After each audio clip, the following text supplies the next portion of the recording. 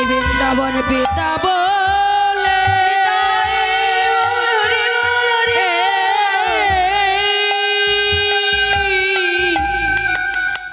তোমায় কেউ ডাকবে আরে ডাকবে না গো।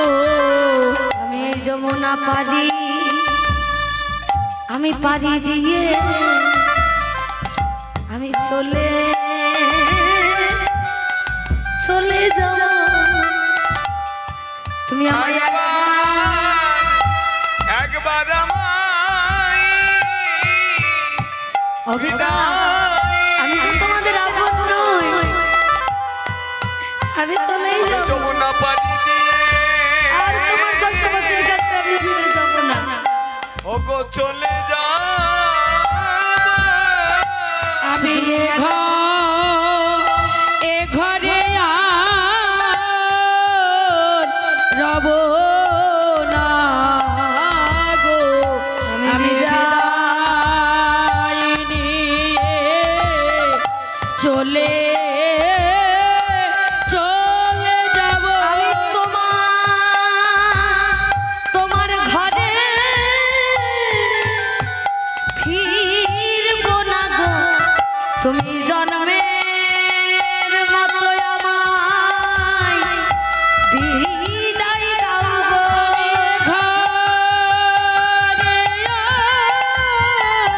ফিরব না গো। জন্মের মতো বিদায় দাও গো। হরি বল, হরি বল। জন্মের মাত্র চলে যাব এ ঘরে আর ফিরব না গো। বিদায় নিয়ে চলে যাব।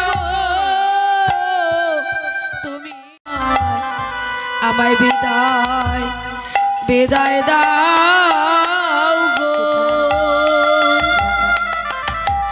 আমি তো তোমার আপন সন্তান নয়, আমি তো পরের সন্তান।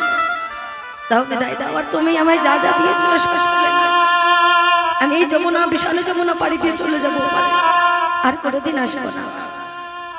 সঙ্গে সঙ্গে গোপালের কথা শুনে বসুদেব বলছে, গোপাল এ কথা বলে না বাবা, এ কথা বলে না, কারণ তুমি ছাড়া আমাদের আপন বলতে কেউ নেই।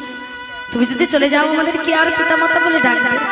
সঙ্গে সঙ্গে মহাজন ঘনরামা দাসের এক পাশে দাঁড়িয়ে বলছে, ওগো যশোমতী, ঘনরামা দাসে কয় এই কর্ম ভালো নয়, কর্ম ভালো না। তুমি তাড়াতাড়ি গিয়া ধরো গোপালের চরণ। গোপালের চরণ। তোমার গোপাল বৃন্দাবন ছেড়ে চলে যাচ্ছে। যশোমতী, এবার যদি তুমি গোপালকে না পাও তাহলে তুমি চিরতরে গোপাল হারা হয়ে যাবে।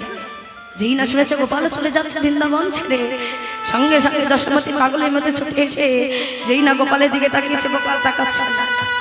অভিমান হয়েছে মায়ের ওপরে। সঙ্গে সঙ্গে মা করে জোরে করে বলছে, বাবা তোরে এত আমি তো তোর অবুঝ মা, না হলে রেগে তোকে দুটো কথা বলেই ফেলেছি। তাই বলে তুই আমায় ছেড়ে চলে যাবি? তুই যদি আমায় ছেড়ে চলে যাস, বলে যা এই 84 কোটি বৃন্দাবনে এই অধমাকে তুই ছাড়া মা বলে আর কে ডাকবে? হরি বল, হরি বল। তুই যে আমার একমাত্র প্রাণের গোপাল বাবা, তাই তুই একবার আমায় ক্ষমা করে দে। তাই গোপাল তোর চরণে আমার এই নিবেদন, একবার তুই এই অধম মাকে তুই ক্ষমা করে দে।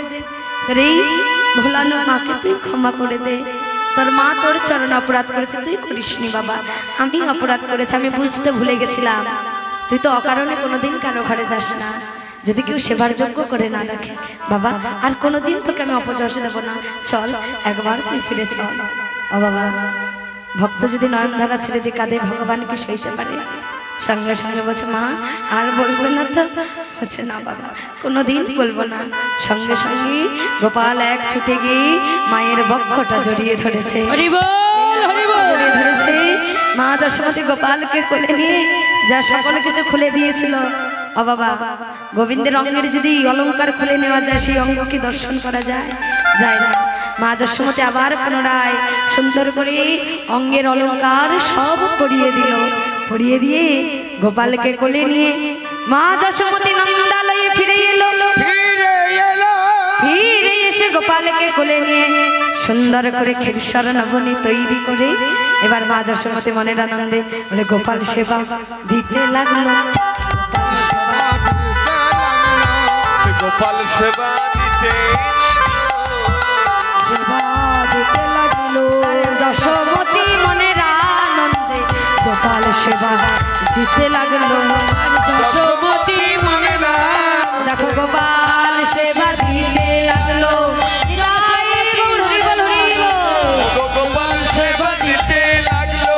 যশোমতী মনে গোপাল সেবা দিতে লাগলো। গোপাল সেবা দিলে সেবা অন্তাচমন করি সেবার দক্ষিণা জয় রাধে মা। গোপাল সেবা দিলে প্রত্যেকে সেবার দক্ষিণা দিতে হয়। তোমরা যে যা পারবে গোপাল সেবার দক্ষিণা দান করবে।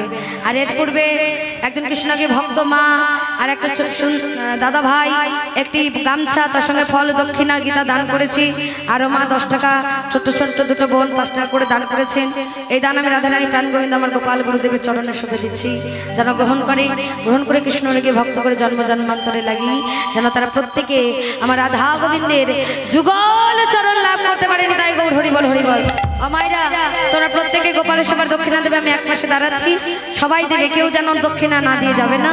জয় রাধে বলে মায়ের গোপাল কোলে বসিয়া রহিল, ভক্তগণ বদন ভরে হরি হরি বল।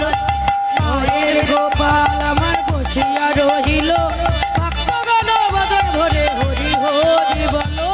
মায়ের গোপাল কোলে বসিয়া রহিল,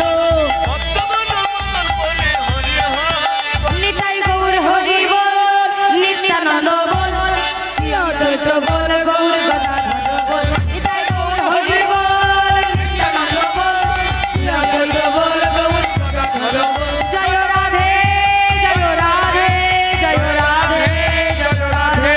জয় রাধে জয় রাধে জয় রাধে জয় রাধে। জয়